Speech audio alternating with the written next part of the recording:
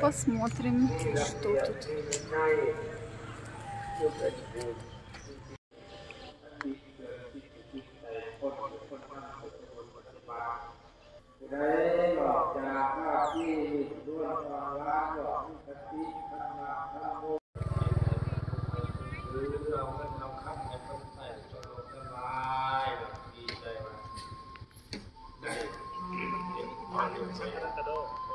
เตรียมไว้แล้วแต่ท่านจริงเป็นให้เรียกทั้งกาย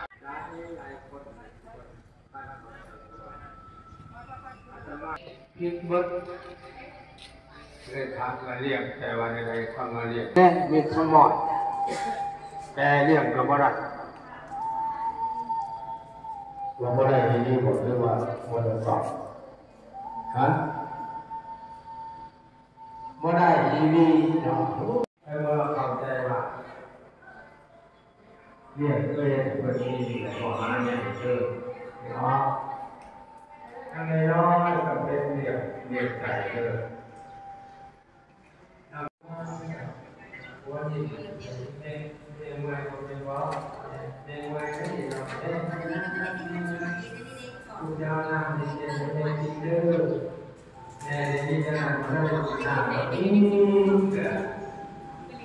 ดีใจดีอกดีใจ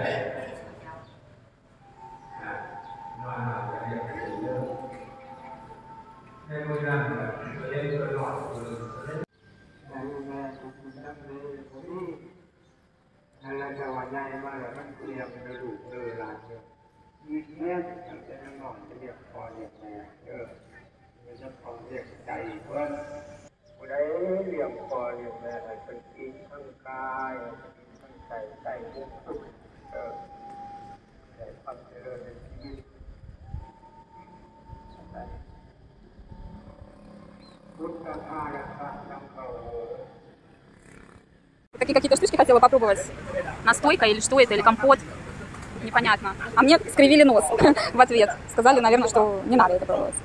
Что это такое. Но я хочу попробовать, что это такое. Если бы мы знали, что это такое, вот, поняли, да?